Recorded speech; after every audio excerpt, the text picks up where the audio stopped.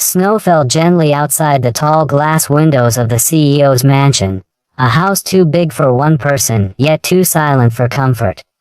Every Christmas, Margaret sat by the fire, pretending not to notice the echo of laughter that used to fill these rooms when her family was still around.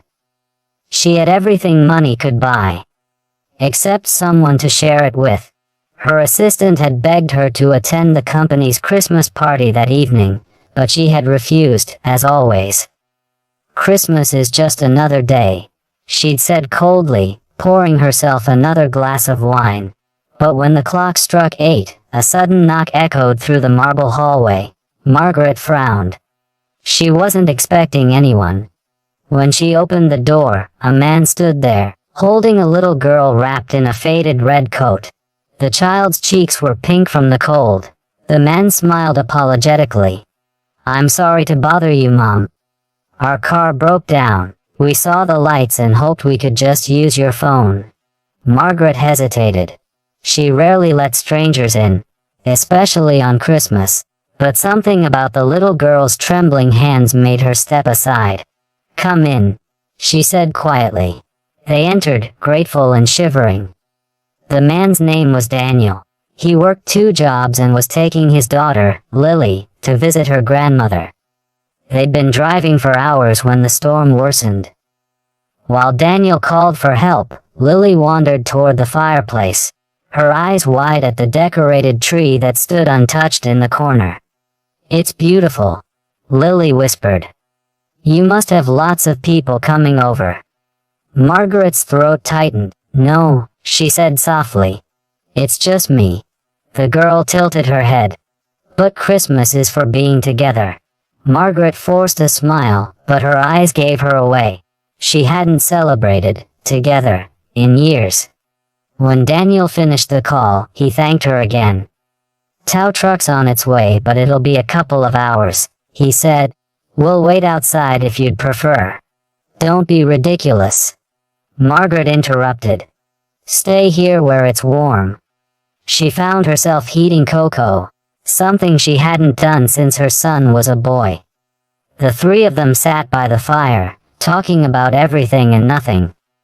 Lily giggled at Margaret's clumsy attempt to toast marshmallows, and Daniel told stories about the small town where he grew up. A place where neighbors still borrowed sugar and everyone knew each other's names. Hours passed faster than they should have. For the first time in years, Margaret felt seen. Not as the CEO, but as a person. When the tow truck finally arrived, Lily ran up to her and hugged her tightly. "Thank you for letting us stay. You made Christmas feel like magic again." Margaret froze, then slowly wrapped her arms around the little girl. "You have no idea," she whispered, "how much I needed that." As Daniel and Lily stepped out into the snow, something inside Margaret shifted. She looked around her grand, empty house, and saw not loneliness, but possibility. The knock on her door that night hadn't just been a request for help. It had been an invitation to feel again. Margaret stood by the window long after Daniel and Lily's car disappeared into the snowy distance. The world outside was still, but something inside her had awakened. Something she thought had died years ago. That small act of opening her door, of letting 2 strangers in, had filled her home with laughter and warmth she hadn't felt in a decade. She realized that kindness didn't always require grand gestures or perfect timing. Sometimes, it was as simple as saying yes when the world expected no. The next morning, instead of sleeping late as she usually did, Margaret got dressed early and drove into town.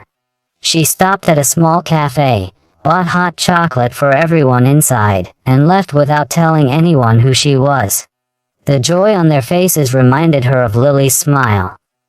Weeks passed, and Christmas faded into the new year. But Margaret didn't stop. She started a foundation for single parents struggling during the holidays, naming it Lily's Light. Every December, she made sure hundreds of families received gifts, meals, and warmth. The same mansion that once echoed with emptiness now glowed every Christmas Eve, filled with laughter, children's voices, and music. Margaret sat by the fireplace again, but this time she wasn't alone. When someone knocked on her door that night, she smiled, opened it wide, and said, "Come in. There's always room for one more." Because she had finally learned, the true miracle of Christmas wasn't in receiving love. It was in giving it back.